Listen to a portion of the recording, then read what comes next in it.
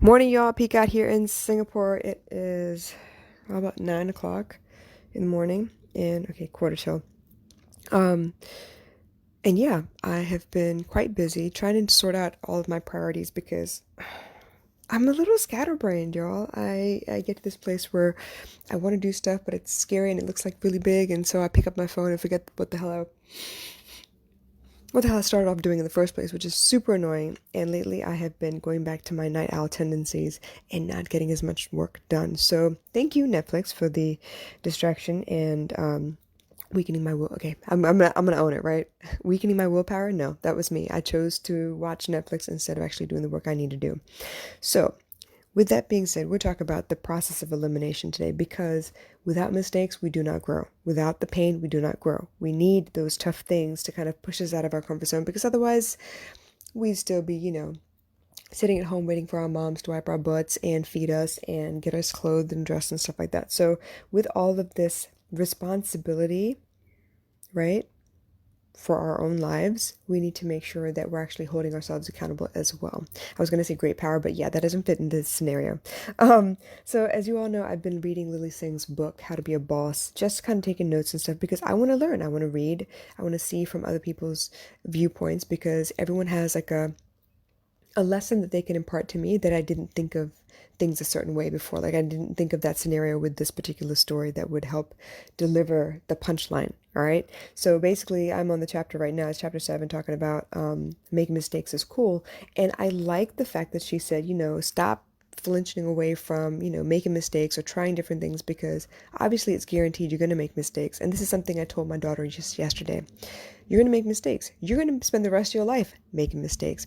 Hopefully not the same ones over and over, but you're going to make a lot of mistakes. And the fact of the matter is, life is kind of like an experiment. You decide what you want the end goal to be. You decide what the ingredients are you're going to use as far as, putting together this experiment. And eventually you'll find out that there are variables and there are constants, controlled items, and process of elimination. You figure out what works and what doesn't work to get to your end result.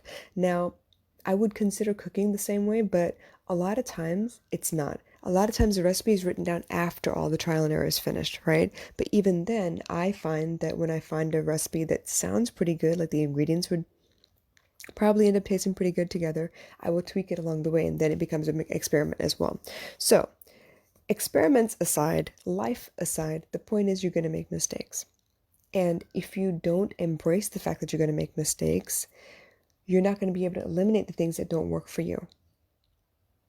I've said this millions of times before. Every problem that exists in society right now is nothing new. They've always existed, probably in different contexts than before, but it's always been there, right? How do you live a happy life? How do you make sure that you feel fulfilled at the end of the day? How do you get along with your mom? How do you get along with your kids? How do you love your husband every day, no matter what, even though sometimes he's an idiot and sometimes you're an idiot? So all of those things still matter. Communication is key. How do you recognize when someone isn't feeling so great so you can be there for them in a more efficient manner? The different cries a baby makes, all of that is process of elimination. Honestly, you're going to make mistakes. When baby girl was little, obviously the very first cry would be hunger because every 2 hours, like clockwork, she would get hungry and I would feel that twinge in my chest and I'd be like, all right, it's time, right? It's how we connected to each other. But eventually there were more different cries. There were cries for pick me up. There were cries for I'm sleepy. There were cries for something hurts. I don't know what it is, but it hurts. Just help me.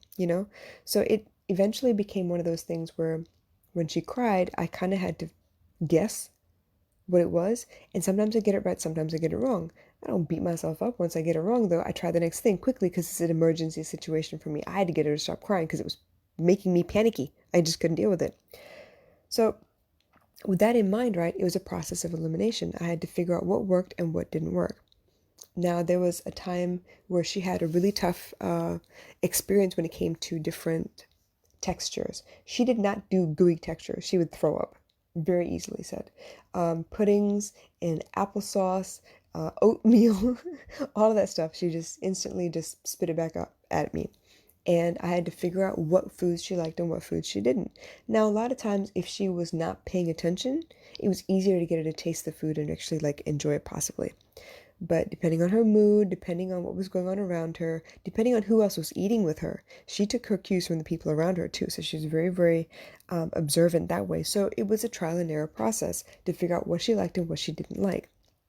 I just assumed that if I ate it, she would eat it too. Nope, that's not how that works with her. She has her own mind, she has her own personality, so I had to figure that out. What else? Let's see. I wasn't sure what she really liked doing as far as talents, hobbies, whatever. And that was a moment of process of elimination as well, because I had to figure out what worked for her, what would be the best way to get her occupied. She likes busy work. She likes little things where she can play with her hands. She's very tactile. So Lego works. I don't know if you remember, there was these little flower things that you can connect to each other and make things out of, and she loved those. Beads, beading, really great. So as a Montessori mom, oh, brilliant, like jackpot, right? But even then, there are certain things that she just didn't enjoy, certain types of play that she didn't enjoy. So she likes it when she can throw and catch. She likes it when it's hand-eye coordination. She didn't like counting so much, but she got the hang of it because she needed to. She loved being read to. She loves dressing up and creating. She loves drawing. So pen, paper, tape, whatever. She was super excited about all of those things. But as she grew up, things changed. Eventually, she decided that, dressing up wasn't as fun anymore. She'd rather create things, as in if you gave her toilet rolls and scotch tape and, chalk and markers, stuff like that, she'd make her own wand, she'd make binoculars, she'd make all kinds of stuff. So eventually she evolved, and little by little, I had to continue paying attention to make sure that the process of elimination worked. Even the way she dressed changed. Obviously, size was one factor, but the other thing was also that she didn't like dresses as much. She likes dresses, but she didn't think they were practical because she didn't get to run around in them. They were very annoying. People would make fun of, oh, I can see your underwear, if she wanted to run, jump, and play, climb things. And so it became very, very neutral as far as clothing is concerned. Lots of shorts and pants, lots of tights because they're very, very comfortable, and then shirts and tank tops all the way. She was very, very excited. Colors, even what her favorite colors were, all those things changed. So I'm using my daughter a lot in these examples, but it works in my life as well. A lot of times I've changed. The things I used to love eating a long time ago, I've binged on and freaking hate now. I can't take it anymore. So right now I'm struggling. I'm struggling to find something that is efficient as far as breakfast is concerned, because yeah, I need to eat breakfast, but I don't get excited about anything. I don't want to really eat anything in particular, so it's hard for me. Bottom line is, the process of elimination will work to your benefit if you let it. You've got to be willing to take the chance. You've got to be willing to put yourself out there. I don't know the best way to market my services unless I try a couple things. For me, I wouldn't mind writing, but it takes a lot of effort. I got to do research. I got to make sure, because once it's in black and white, it's not so much about the feeling of what I'm trying to convey. It's more about the accuracy, the facts behind it, because it's in black and white. People can go back to it 100 times and, argue with whether I made a valid point or not. Obviously, the statistics will change and the trends will change, but the point is, I took the time to write it, right? But for me, it's a lot easier to speak it out, because I wonder sometimes about the way I look and the way I appear on screen in front of a camera. I actually prefer podcasting. It's so much easier, it's so much natural, and I get to be in a mood first before I try and convey the message I'm trying to explain about. For you to be able to hear my voice, the intonations, the excitement, or the frustration, whatever the case may be, it's really important to me to communicate that, because that way you catch my feeling, you catch my drift a little bit easier. Obviously, I do videos as well, not as often, but I kind of feel like this is my go-to. Podcasting is so much easier for me because I feel like I don't have to worry about the way I look. I just have to worry about the way I feel. And as long as I feel that I can communicate well, as long as I'm not in the middle of a situation myself, as long as I've waited to figure it out and understand what happened so I can give you both sides of the story, that's all that matters to me. I feel like I'm effective that way. So even that took a process of elimination. I went through several jobs where I was the marketing director for trying to get the reach to increase on the kind of products they were creating. Now, I've done everything from launching an international school, creating a record label, to promoting artists, poetry, music, music production, rap, singing, all that stuff. I worked for a company where I had to create curriculums. All this stuff leads into who I am right now and what I'm doing right now. But the fact is, I had to figure out what my thing was. I can't regurgitate what someone else did. I'm not very good at that. I mean, I could copy for a little bit, I can trace for a little bit, but eventually I'm going to put my own spin on things because I want it to be mine.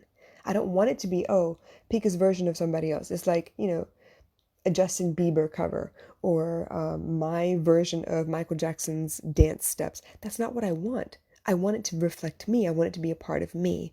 So for that to happen, I had to try a bunch of stuff.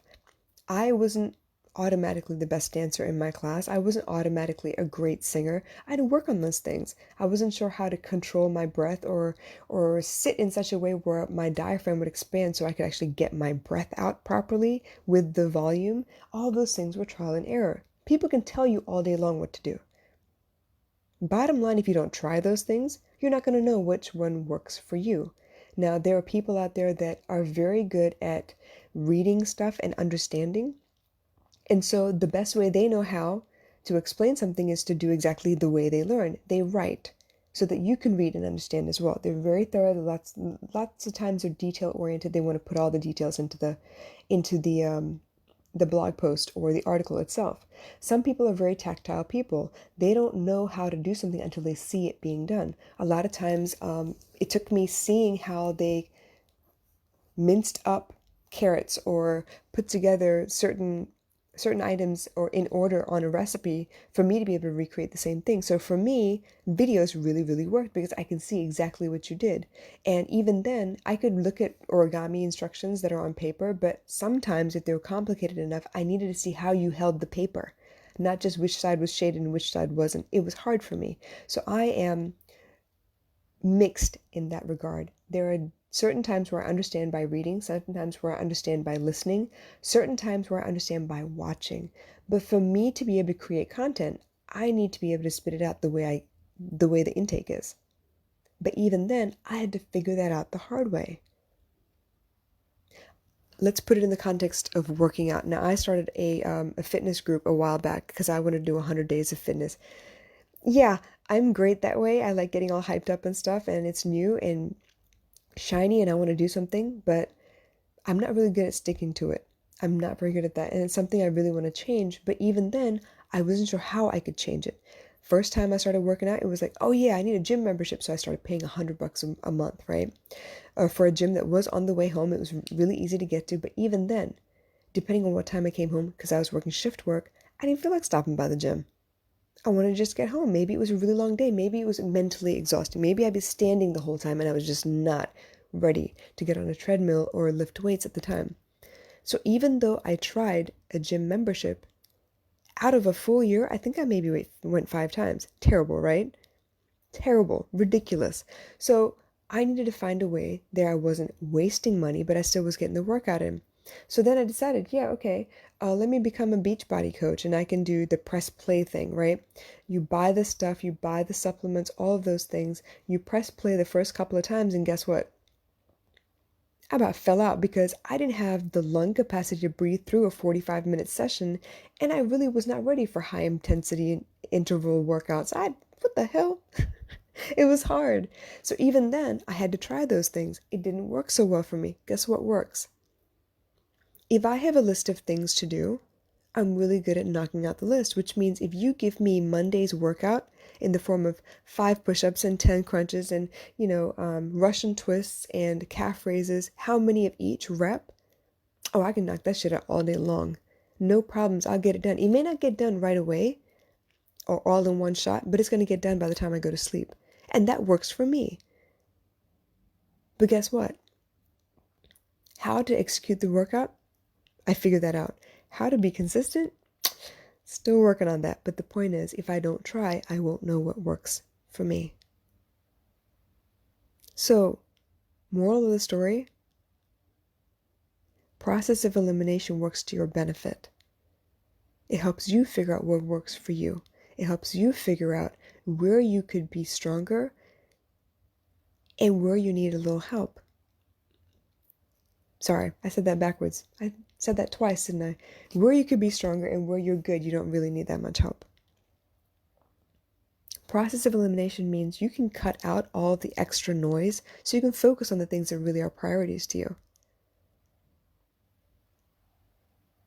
Process of elimination means you get faster, more efficient, more productive if you focus on the things that really matter. So you guys, I hope this really helps. I hope it made sense because I think I went around in circles a lot, but I gave you a lot of examples from different facets of life. So if nothing else, I'm hoping you found one example in this podcast episode to help you figure out what you need to do next. There's something you're stalling on in your life. I know it. I'm stalling on stuff at the moment.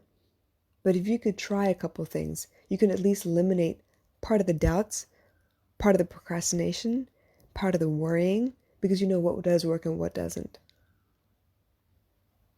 I hope this helps you guys. I'll catch you again soon.